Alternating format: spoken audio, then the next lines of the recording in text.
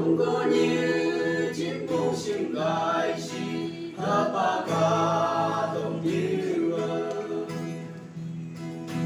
dòng lấy bơ giống như cây chim cu như sao đi bằng mai chỉ đi sao tầng xa đâu mấy người con chim kia xa xa phân chia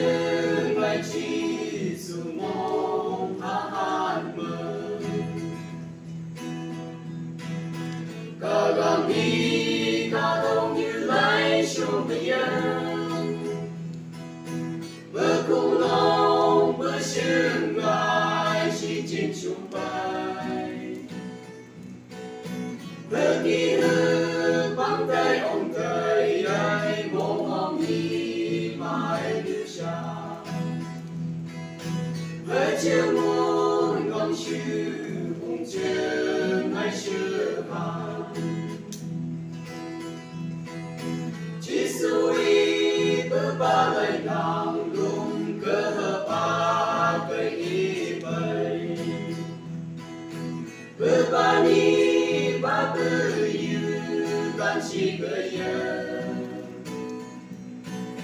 cả đông như vẫn bơ lòng bà đi bơ cao mong dù đi mà hơn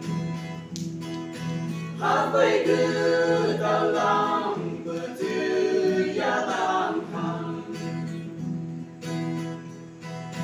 cả lòng đi cả đông như lại xuống bây giờ bơ cùng lòng bơ sương gai chỉ chim xuống bay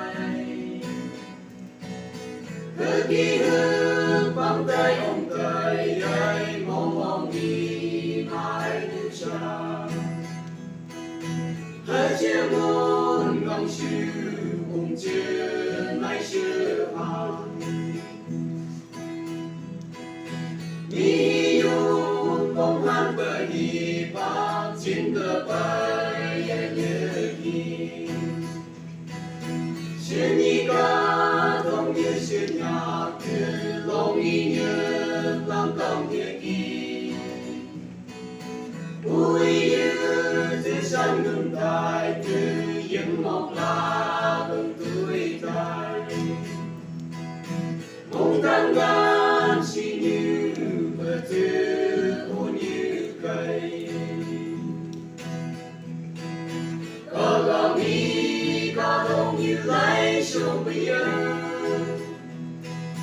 bữa cùng lòng bữa sương gai chỉ trên xuống bay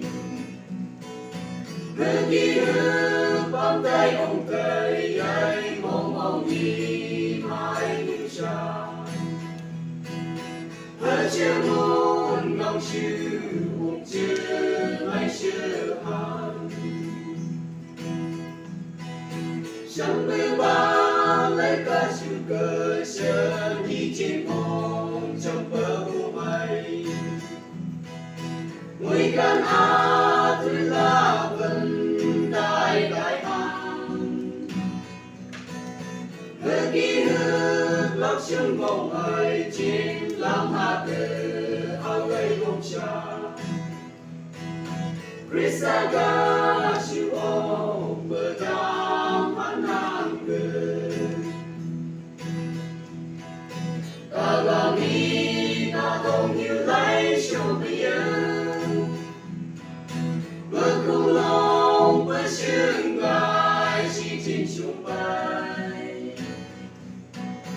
hỡi ký hư bám tay ông tay ai mong mong đi mãi đưa xa hỡi chiều muôn ngọn sư cùng chân lại sư